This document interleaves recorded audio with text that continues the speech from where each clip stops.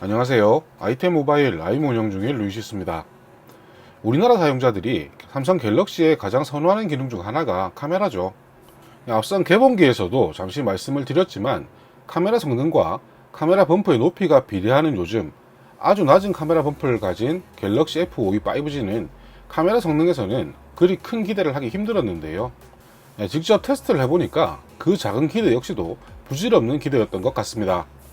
리뷰를 시작하면 제조사에서 공개하는 스펙은 물론이고 여러 벤치 사이트들을 통해서 카메라 등 세부 스펙에 대해서도 최대한 확인을 하고 있습니다.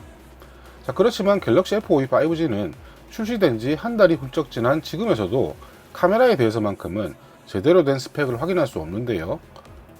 아직 중국 내수용으로만 판매가 되는 영향일 수도 있지만 아무리 구글링을 해봐도 공식 홈페이지에 공개된 최대 화소와 조리개 정도가 확인할 수 있는 정보의 전부이고요. 최대 6,400만 화소의 광각 카메라는 다른 스마트폰들과 마찬가지에 4인원 픽셀 비닝으로 자동 모드로는 1600만 화소 촬영이 이루어지게 되고 1.8이라는 비교적 밝은 조리개에 픽셀 비닝으로 최대 1.6 마이크로미터 픽셀 피치로 촬영을 하도록 구성이 되어 있습니다. 그 외에 800만 화소의 초광각과 각 200만 화소의 접사 심도 카메라는 조리개와 화소 등 타사 중보급형 스마트폰들과 크게 다를 바는 없는 구성입니다. 스마트폰의 스펙 중 실제로 사용해보지 않으면 가늠이 힘든 부분이 바로 카메라입니다. AP는 비교군이 많으니까 실제로 사용을 해보질 않더라도 어느 정도 가늠이 가능하지만 화소와 센서 정보, 조리개 정도까지도 공개가 되어도 제조사에 따른 이미지 프로세싱의 차이로 쉽사리 그 결과를 예단할 수가 없는데요. 갤럭시 F52 5G의 광각 카메라, 사진 퀄리티를 생각하지 않더라도 전체적인 느낌 자체가 무중충하다는 느낌을 주는 것이 타사 스마트폰들보다 보통은 더 밝게 촬영되는 갤럭시 플래그십과는 전혀 다른 결과를 보이고 있습니다. 물론 우리나라에 판매되는 갤럭시 중보급기들도 플래그십 대비 조금 어둡다는 느낌은 있는데요. 사진을 촬영할 때 실외에서는 액정이 제대로 보이지 않아서 확인을 해보지 못했었는데 실내에서 확인을 해보고는 무척 놀라기도 했습니다. 중국 판매 가격 기준으로 비슷한 가격대에 같은 화소를 가진 레드미 K40 게이밍 에디션과 미 11 라이트 5G와 비교를 해보면 어느 정도의 느낌인지 극명하게 드러나고요. 선야도나 화이트 밸런스 모두 2021년의 스마트폰 카메라라고 생각하기에는 힘든 수준입니다. 픽셀 비닝이 적용된 1600만 화소 사진 자체가 품질이 떨어지는 상황에서 6400만 화소 사진을 기대하긴 당연히 어려운데요. K40 게이밍 에디션과 같이 센서의 특성에 따라 최대 화소 사진이 나은 경우도 있지만 갤럭시 F52 5G는 1600만 화소와 마찬가지로 선야도와 화이트 밸런스 모두 어딘가 흘리고 온 게 아닌가 생각이 들 정도로 품질이 떨어집니다.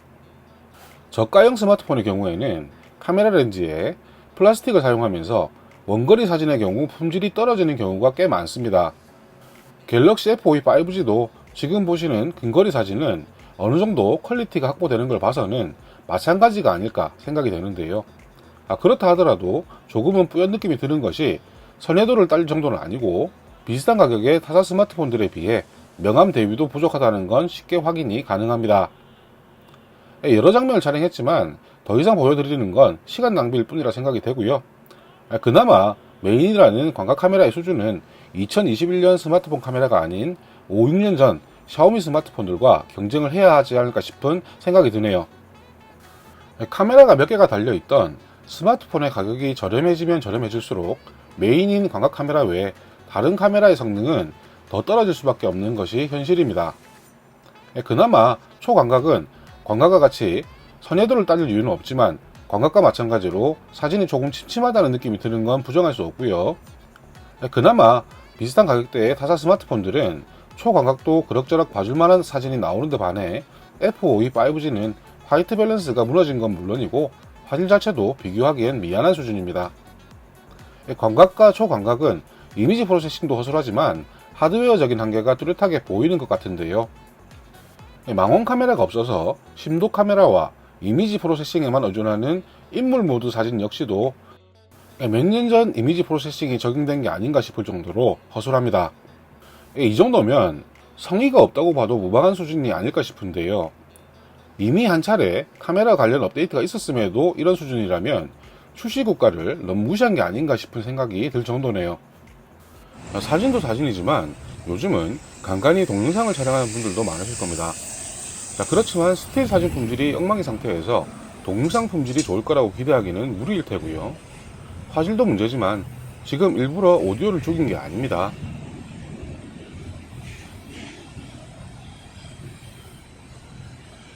일부러 10대 11 증폭을 한 상태인데요. 그 영상을 촬영할 때 소리는 바람 새는 소리 외에는 거의 녹음이 안 되는 수준이라서 영상 화질과 함께 총체적 난국이 아닐까 싶네요. 여기에 4K 30프레임은 촬영이 가능하면서 가장 활용도가 높은 FHD 60프레임 촬영은 불가능한 것이 갤럭시 F52 5G인데요. 스냅드래곤 750G의 괜찮은 성능을 생각한다면 더더욱 아쉬울 수밖에 없습니다.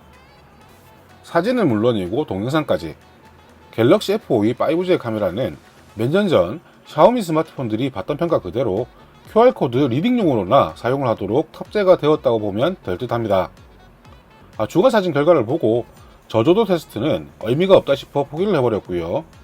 최근 우리나라에 출시된 홍미노트 10 프로도 여전히 카메라는 없다고 조롱을 받는 실정인데, 이 갤럭시 F52 5G에 비하면 홍미노트 10 프로 정도면 아주 근사한 카메라인 셈인 거죠. 어떤 의도로 기획된 모델인지는 모르겠지만 타사 스마트폰들과 경쟁해야 할 가격대의 모델이 이 정도라면 해외 점유율이 떨어진다고 속상해야 할 이유도 없을 듯 합니다. 그럼 의미가 없었던 카메라 리뷰는 이걸로 마무리하고요. 며칠 더 실사용을 해보고 마무리 리뷰로 찾아뵙겠습니다. 감사합니다.